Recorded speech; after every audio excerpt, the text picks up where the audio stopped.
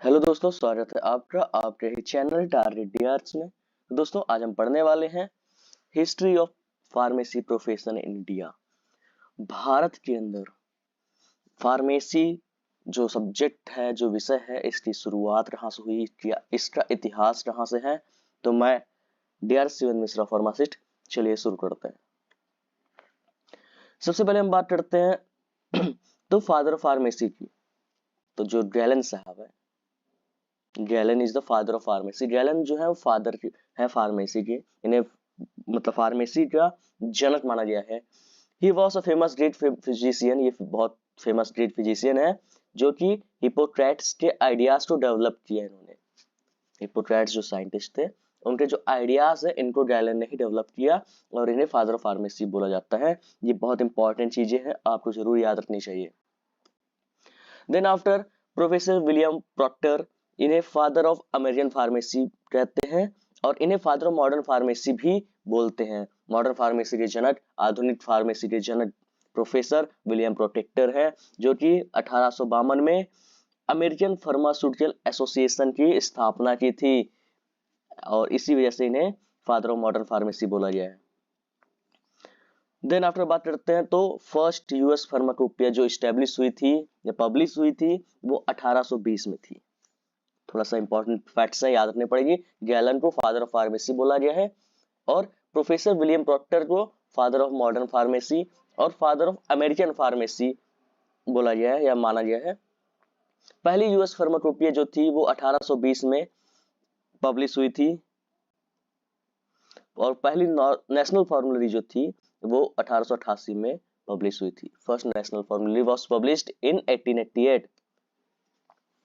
अब बात करते हैं तो इंस्पेक्शन, मतलब मद्रास मेडिकल कॉलेज जो था 1870 में, यहाँ पे स्टूडेंट्स को ट्रेन किया गया कि उन्हें फार्मेसी प्रैक्टिस की स्किल्स हो।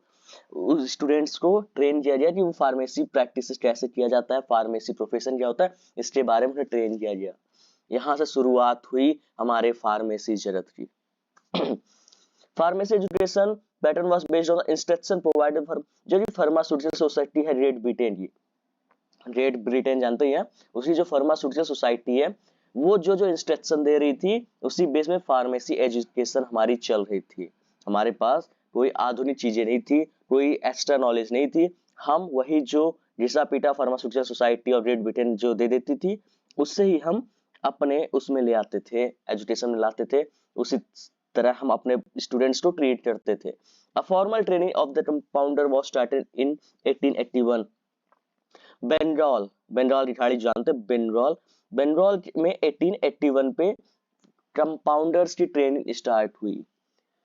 ट्रेन किया गया कि कैसे कंपाउंडिंग करते, कंपाउंडिंग मतलब होता है मिक्सिंग ऑफ द ड्रग, तो ये चीजें कैसे करनी है इन सब के बारे में हमें 1881 से शुरुआत हुई। ठीक, देन 1901, अब आ गया 19 मतलब 20वीं शताब्दी में।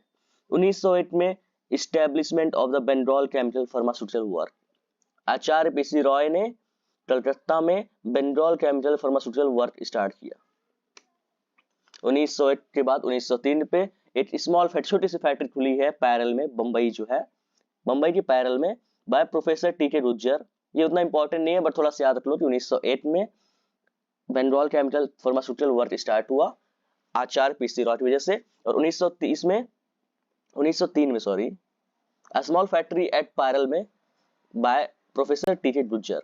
1907 में एलएमबी केमिकल वर्क बड़ोदरा में स्टार्ट हुआ, प्रोफेसर टी.के. गुज्जर ने ही किया। वाह, देखिए कितनी बड़ी बात है, उस समय भी कितने जागरूक लोग थे। Then drugs were mostly exported into, जो हमारी ड्रग्स आती थी ज्यादातर हमारे एक्सपोर्ट होते थे एंड इंपोर्टेड फिनिश्ड, मतलब यहाँ से क्रूड फॉर्म पे जाता था विदेश में और वहां से फिनिश्ड फॉर्म पे आता था। सोचो कितने हमें बेवकूफ बनाया जा रहा था, हमारे रॉ मटेरियल्स हमें देते थे, उसका फिनिश प्रोडक्ट में वो हमें वापस देते थे और उसका पैसा कितना लेते थे, जस्ट डबल ट्रिपल पैसे लेते थे। वर्ल्ड वॉर सेट फर्स्ट में 1914 से 1920 में imports of drug were cut off, imports खत्म हो गया जिससे हमें बहुत दिक्कत हुई और हमें एहसास हुआ कि हमें भी दवाइयों के बारे में जानना चाहिए क्योंकि वहां की जो क्वालिटी है वो बिल्कुल भी खत्म हो रही थी। और वो इसका फायदा उठा रहे थे। कौन उठा रहे थे? एक्सपोर्टर, जो फॉरेनर से जहां से हम दवाई मंगाते थे। 1940 से पहले all the drugs were imported from Europe से ही सारी दवाई आती थी। Later some drugs of the system were manufactured in our country. मतलब 1940 तक हम विदेश से, जैसे यूरोप से सारी दवाइयां मंगाते थे, परंतु युद्ध के बाद हमें रियलाइज हुआ कि हमें खुद भी दवाइयां बनानी चाहिए। हम दवाई बनाना स्टार्ट किए। Foreign manufacturer dumped inferior quality. अब वजह क्या थी हमें दवाई बनाने की? तो हमारी वजह सिर्फ यही थी कि फॉरेन जो मैन्युफैक्चरर थे वो घटिया से घटिया क्वालिटी की मेडिसिन हमें देते थे और एडल्ट्रेट ड्रग देते थे, और हमें बिल्कुल इसके बारे में पता ही नहीं था, और हम उसे हमें मजबूरी थी हमारी, क्योंकि हमारे पास दूसरी ड्रग थी नहीं, तो हमें खाना पड़ता था। Markets were full of all sorts of useless and lotteries, मतलब ऐसी दवाई जो खत्म नष्ट हो जानी चाहिए, उस दवाई को अनक्वालिफाइड पर्सन लोग हमें आसानी से बेच रहे थे, और हमारे भारतीय को लूटा जा रहा था। पॉइजनस ड्यू टू क्विनिन की वजह से बहुत सारे लोग मर गए थे। Putting a croton oil into eye, मतलब एट्रोपिन सॉल्यूशन को बिना बनाए हुए प्रोटीन ऑयल को आंखों में डाला जा रहा था। समझो कितनी बड़ी बात है। Selling of chaat powders, quinine की जगह चॉट का पाउडर बना के भेजा जा रहा था और उसे हमें बेच रहे थे। सेंटोनिन वॉज बैडली एडल्ट्रेटेड ड्रग्स सेंटोनिन की यूज होती थी। Potent drugs like compound of antimony and arsenic and preparation of digitalis were dispensed without any standard। किसी बिना स्टैंडर्ड की ऐसी दवाई अब बेची जा रही थी, ऐसे ही हमें लूटा जा रहा था, इसलिए फार्मेसी की एक जंग छिड़नी जरूरी थी।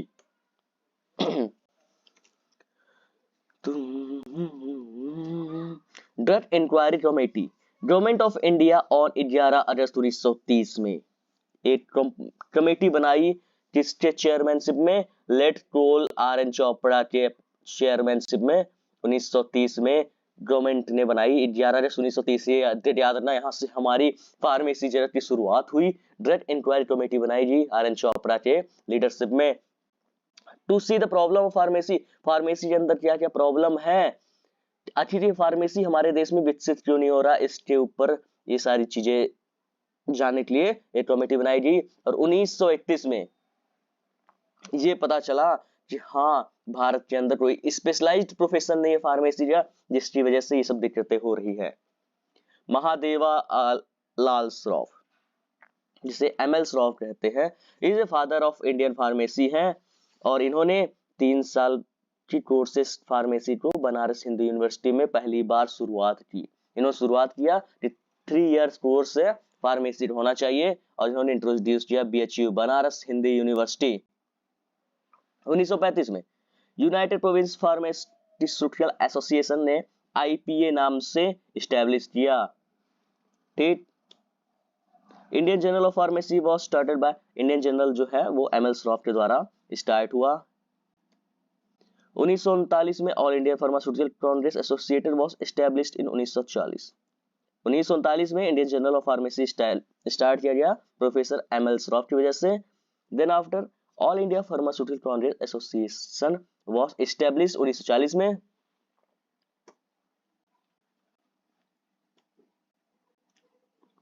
B pharma course was started in 1937 Banaras Hindu University में, विच वॉज इंडस्ट्री ओरिएंटेड। शुरुआती लक्षणों में क्या दिक्कतें थी हमें बिल्कुल पता नहीं था, और हमने 1937 में जब स्टार्ट किया बी फार्मा, तो हमारा मेन मोटो था इंडस्ट्री ओरिएंटेशन, मतलब इंडस्ट्री से रिलेटेड जो नॉलेज चाहिए थी वो हमें दी जा रही थी।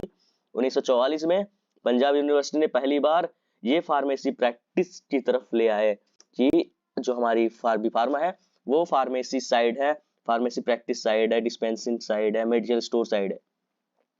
Though the professor was oriented toward pharmacy practice at the introductory stage, but as शुरुआती दिनों में इससे हम फार्मेसी प्रोफेशन को फार्मेसी प्रैक्टिस की ओरिएंटेड देखा गया, उसकी तरफ झुका हुआ देखा गया, लेकिन फिर से वो जब ग्रो हुई, अपने मॉडर्न स्टेज में आई या फिर मेन स्टेज में आई, तो वो फिर इंडस्ट्री ओरिएंटेड हो रही है। ठीक, this went to to development of modern, इसकी वजह से मॉडर्न इंडिया फार्मास्यूटिकल इंडस्ट्री का शुरुआत हुई, और इस समय हम 4th in term of volume के हिसाब से 4थे नंबर पे हैं, और वैल्यू के हिसाब से 14th नंबर में पूरे दुनिया में। बड़ी गर्व की बात है। The future of pharmacy is in pharmacy practice, so it is now observe that pharmacy is necessary, इसलिए फार्मेसी प्रैक्टिस की शुरुआत हुई है। ठीक, thanks for watching this video, like subscribe share. जय हिंद, जय भारत, वंदे मातरम।